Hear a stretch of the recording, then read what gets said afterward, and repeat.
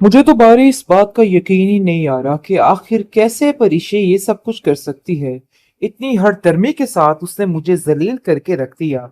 अयान को हमारे मुकाबले पे ला खड़ा कर दिया। आखिर कैसे मैं उस लड़की का यकीन कर लूं?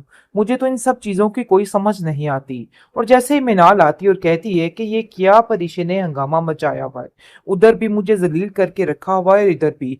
जिस पर शेयान कहता है कि बात तो तुम्हारी बिल्कुल ठीक है, मैं भी तंग आ चुका हूँ उसकी इन हरकतों की वजह से।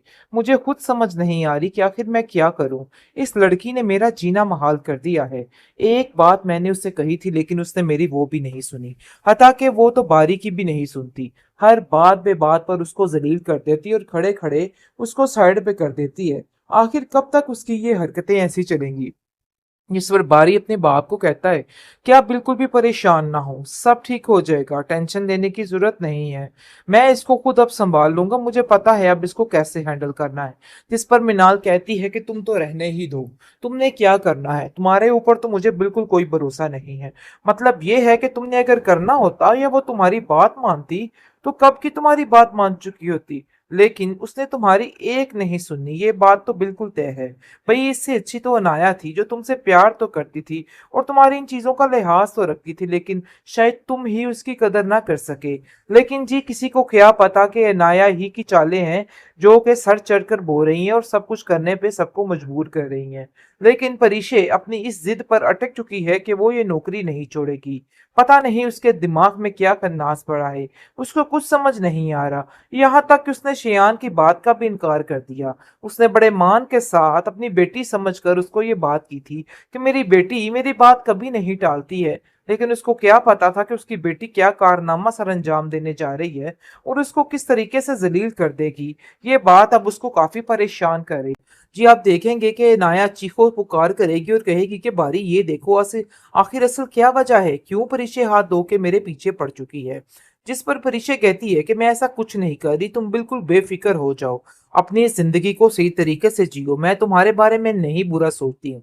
लेकिन पता नहीं तुम्हें क्यों ऐसा लग रहा है कि जैसे मैं तुम्हारे बारे में कुछ गलत करने की कोशिश कर रही हूँ। जिसको सुनकर वो कहती है कि चाहे जो कुछ भी है अब मैं तुम्हारी बात का यकीन नहीं कर सकती। दूसरी तरफ काफी ज्यादा लीजे परेशान हो जाती है और जुबैदा उसको कहती है कि बेटा मुझे सच सच बताओ कि आखिर मसला क्या है, तुम मुझे क्यों नहीं बताने की कोशिश कर रही। जिस पर रुमैसा सारा भांडा फोड़ देगी और कहेगी कि जुबैदा बेगम, जो आपने अपनी बेटियों की तरबियत की है ना, देखिए वो किस तरीके से सामने आ रही हैं। और आज अलीजे का वो हाल हो चुका है ससुराल में, जरा जाकर इसके किस्से सुनो तो फिर तुम्हें अंदाजा होगा। बहुत ज्यादा गुस्से में आ जाती है जुबैदा और कहती है कि आखिर किस किस्म की फजूल बात करने की कोशिश कर रही हो। जिस पर वो लीजे को कहती है कि लीजे ये क्या बकवास कर रही है, तुम उसको जवाब क्यों नहीं देती। जिस पर जुबैदा को खामोश करा देती है लीजे और कहती है कि अभी वक्त नहीं है, वक्त मेरे हाथ में होता तो मैं इस बात का जरूर जवाब देती। लेकिन रुमैसा कहती है कि जो कुछ भी है भाई कोई ना कोई वजह तो है जिसकी वजह से तुम्हें ससुराल वालों ने जलील करके वहां से निकाल दिया है। ऐसे तो नहीं होता कि ये बात छुपी रहे, क्योंकि उसने देखिए जी किस तरीके से पता भी दे दिया है उस लड़के का।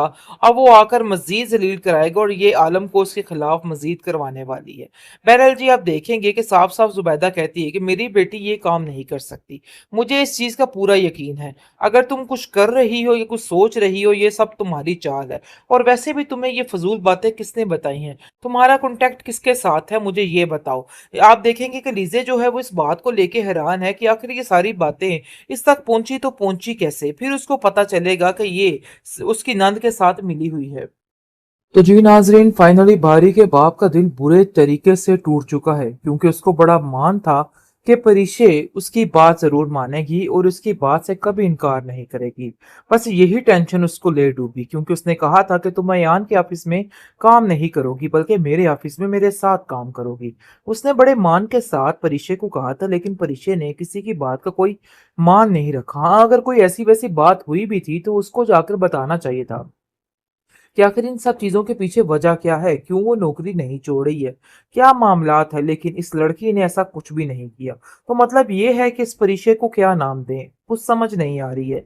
इसने ऐसा खिलवाड़ कर दिया है बारी के साथ कि अपने हाथों से खुद ही अपना गला घोंट रही है। जिस तरीके से इसने बारी को जलील और रुस्वा करने का ठेका उठा रखा है ना, अब वो जाके पूरा हो रहा है। जैसा कि आपने देखा कि बारी का बाप बुरे तरीके से परेशान है और कहता है कि मुझे तो उम्मीद ही नहीं थी कि परिशे मेरे साथ ये सब कुछ करेगी। वो मिनाल को सारी बात बताता है और कहता है कि परिशे से ही मैंने ये बात बड़े मान बड़े प्यार के साथ की थी, लेकिन मुझे क्या पता था कि परिशे इस हद तक गुजर जाएगी कि मेरी किसी बात का कोई मान नहीं रखेगी और मुझे ही सबके सामने जलील करेगी। जिस पर बारी कहता है कि छोड़ दीजिए उसको, अब उससे कोई बात नहीं की जाएगी, अब जो वो चाहेगी अपनी मर्जी के मुताबिक करे।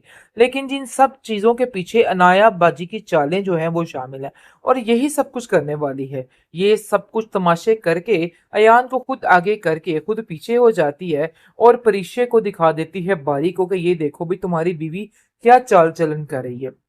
मतलब ये है कि सब कुछ जो सीन हो रहा है ना, ये जानबूझकर खुद पैदा करने की कोशिश करे, लेकिन ये समझ नहीं आ रही कि आखिर ये अयान के हाथों से केक क्यों खा रही है। आखिर जितना जो मर्जी भी हो जाए, इतनी कौन सी इसको टेंशन पड़ी हुई है, इतनी कौन सी मजबूरी है कि इसको उसके हाथों से केक खाना पड़ गया। हो सकता है ये ख्वाब हो या हो सकता है ये हकीकत हो। अगर हकीकत है तो परिशे बहुत गलत कर रही है। जी आप देखेंगे कि नाया चीखो पुकार करेगी और कहेगी कि बारी ये देखो, आखिर असल क्या वजह है, क्यों परिशे हाथ धो के मेरे पीछे पड़ चुकी है। जिस पर परिशे कहती है कि मैं ऐसा कुछ नहीं कर रही, तुम बिल्कुल बेफिक्र हो जाओ, अपनी जिंदगी को सही तरीके से जियो, मैं तुम्हारे बारे में नहीं बुरा सोचती हूँ। लेकिन पता नहीं तुम्हें क्यों ऐसा लग रहा है कि जैसे मैं तुम्हारे बारे में कुछ गलत करने की कोशिश कर रही हूँ। जिसको सुनकर वो कहती है कि चाहे जो कुछ भी है, अब मैं तुम्हारी बात का यकीन नहीं कर सकती। दूसरी तरफ काफी ज्यादा लीजे परेशान हो जाती है और जुबैदा उसको कहती है कि बेटा मुझे सच सच बताओ कि आखिर मसला क्या है, तुम मुझे क्यों नहीं बताने की कोशिश कर रही। जिस पर रुमैसा सारा भांडा फोड़ देगी और कहेगी कि जुबैदा बेगम, जो आपने अपनी बेटियों की तरबियत की है ना, देखिए वो किस तरीके से सामने आ रही हैं और आज अलीजे का वो हाल हो चुका है ससुराल में, जरा जाकर इसके किस्से सुनो तो फिर तुम्हें अंदाजा होगा। बहुत ज्यादा गुस्से में आ जाती है जुबैदा और कहती है कि आखिर किस किस्म की फजूल बात करने की कोशिश कर रही हो। जिस पर वो लीजे को कहती है कि लीजे ये क्या बकवास कर रही है, तुम इसको जवाब क्यों नहीं देती। जिस पर जुबैदा को खामोश करा देती है लीजे और कहती है कि अभी वक्त नहीं है, वक्त मेरे हाथ में होता तो मैं इस बात का जरूर जवाब देती। लेकिन रुमैसा कहती है कि जो कुछ भी है भाई, कोई ना कोई वजह तो है जिसकी वजह से तुम्हें ससुराल वालों ने जलील करके वहां से निकाल दिया है। ऐसे तो नहीं होता कि ये बात छुपी रहे, क्योंकि उसने देखिए जी किस तरीके से पता भी दे दिया है उस लड़के का। अब वो आकर मजीद जलील कराएगा और ये आलम को उसके खिलाफ मजीद करवाने वाली है। बहरहाल जी आप देखेंगे कि साफ साफ जुबैदा कहती है कि मेरी बेटी ये काम नहीं कर सकती, मुझे इस चीज का पूरा यकीन है। अगर तुम कुछ कर रही हो या कुछ सोच रही हो, ये सब तुम्हारी चाल है। और वैसे भी तुम्हें ये फजूल बातें किसने बताई हैं, तुम्हारा कॉन्टेक्ट किसके साथ है, मुझे ये बताओ। आप देखेंगे कि लीजे जो है वो इस बात को लेके हैरान है कि आखिर ये सारी बातें इस तक पहुंची तो पहुंची कैसे। फिर उसको पता चलेगा कि ये उसकी नंद के साथ मिली हुई है।